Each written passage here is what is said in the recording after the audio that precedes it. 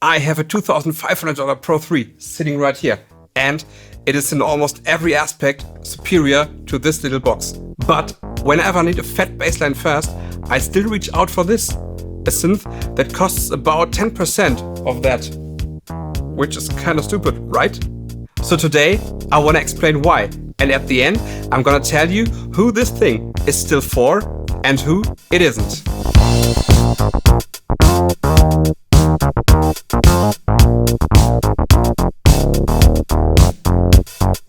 That was the short answer, but it's not the whole story. When this thing came out in 2018, I wanted one immediately, but not because I knew what I was doing. I really didn't. This was my first ever hardware synthesizer. I was just so fascinated. So I bought it and I actually understood nothing. I spent hours watching videos, reading manuals, rebuilding patches, trying to figure out what an oscillator does, how filters and envelopes interact, and it was a very long process. And in this process, the Model D was kind of my teacher. And since then, my setup changed a lot. I built a modular, picked up synths, sold them again, and eventually ended up with my Pro 3, which is one of the best mono synths you can buy right now. And there also was a point where I thought I should sell the Model D. But I kept it, and I think I know why. The first reason I still use it is speed, and I mean that literally. Sometimes I'm building a performance, and maybe the Pro 3 is already doing something else, a lead, a more complex sound, and I just need one more bass. Easy thing, just grab the Model D and go for it. And although I really love the Pro 3, its complexity and the almost endless options, sometimes exactly that is the problem. Because that is what slows you down. The Model D is my bread and butter. 3 oscillators, filter, envelope, maybe an LFO, that's it. You turn it on, move a few knobs, and maybe, within a minute, you already have a very nice sound.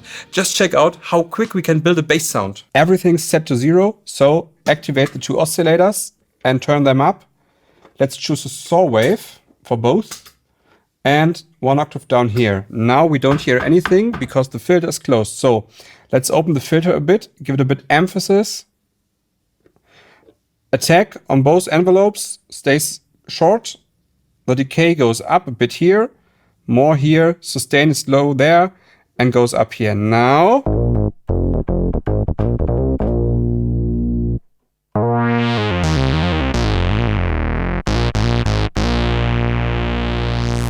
don't get me wrong, everything you can do here, you also can do with the Pro 3, but sometimes it just feels differently.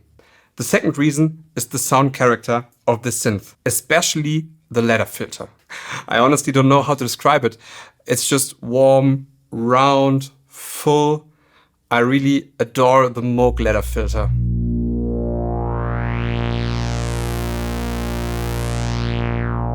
And there is one more thing I also really like.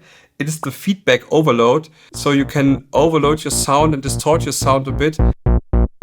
And so it gets way more warm and way more rich. So when you need a little bit more presence or want your bass to cut more through the mix, just add a bit of it and it will fit perfectly. But I want to be honest with you. The Model D is no modern do-everything synth. It has no presets, no modulation matrix, no effects. And there were times that really frustrated me. But today, I actually think differently. You shape the sounds, you commit to them, record them, and then you're done. My third argument might surprise you, but it is that this device also fits into Eurorack system. You just need to loosen a few screws, pull out 2 cables, and you're good to go. You can mount it as a module, use envelopes, filters, oscillators, use control voltages, or sequence it externally. So it basically gets a second life in a modular setup, but to be honest, it takes up quite some space in your modular rack. But this way, it is more than a synth on my desk, and I actually use it a lot this way. Okay, enough talking. Let me just show you how it sounds in a real track.